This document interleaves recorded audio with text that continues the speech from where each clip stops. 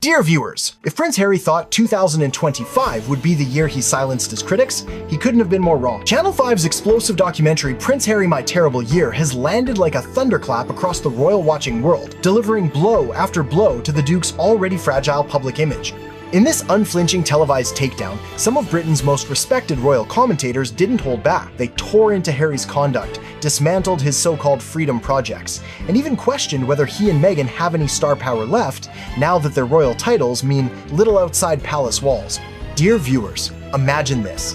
The woman who once welcomed you into her family, who was nothing but kind to you, suddenly becomes a target in your public attacks. That's the picture painted by royal biographer Ingrid Seward, who didn't mince her words in the documentary. She accused Harry of crossing the line when it came to Princess Kate publicly undermining her character and selling those stories for profit. Her exact words cut deep. He rubbished Kate for money he didn't even need. That will not be easily forgiven. And dear viewers, this isn't just gossip. Palace insiders claim Harry's unflattering revelations about Kate have burned a bridge that may never be rebuilt. It's not only a personal betrayal, it's a PR disaster.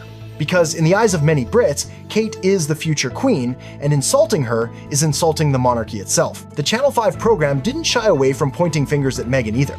In fact, it dug into what it called the shocking truth about Meghan's role in deepening Harry's split from his family. Dear viewers, experts in the documentary suggested that Meghan wasn't simply a bystander in Harry's estrangement. She was an active driver of it. This revelation comes on the heels of yet another bombshell: Prince William's anger over Meghan allegedly keeping back Princess Diana's diamonds that were meant for Kate. Sources claim this disturbed William to the core, and it sparked one of the most heated behind-closed-doors confrontations between the brothers to date. Another royal analyst on the show delivered a brutal assessment of the Sussexes' post-royal careers. They believe they're really talented, but when it comes down to it, they're not. One's an actress, one's a royal.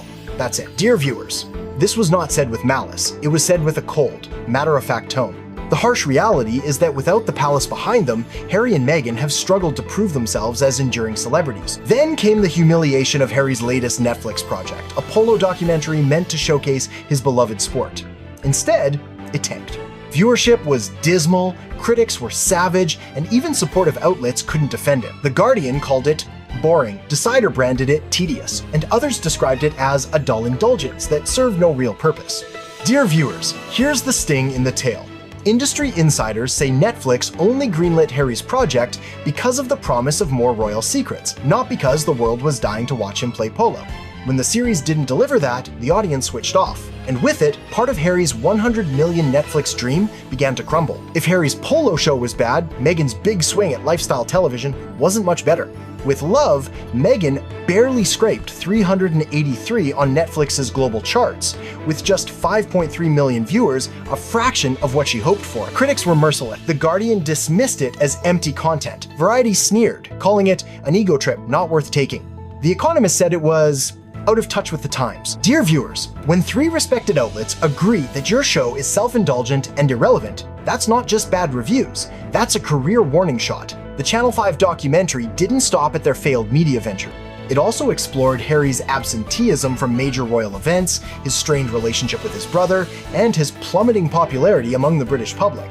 Mental health experts interviewed for the program warned that Harry's current tell-all and pull-away approach is isolating him from the very people he once claimed to fight for both in the UK and in the Commonwealth.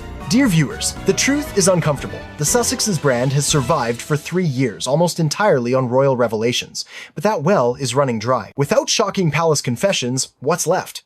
A couple in California trying to be Hollywood power players in an industry that no longer sees them as essential.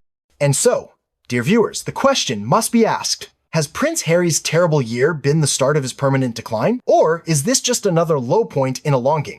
One thing's for certain, every time Harry and Meghan try to reinvent themselves, the backlash only grows louder. And in the unforgiving court of public opinion, there are no royal pardons.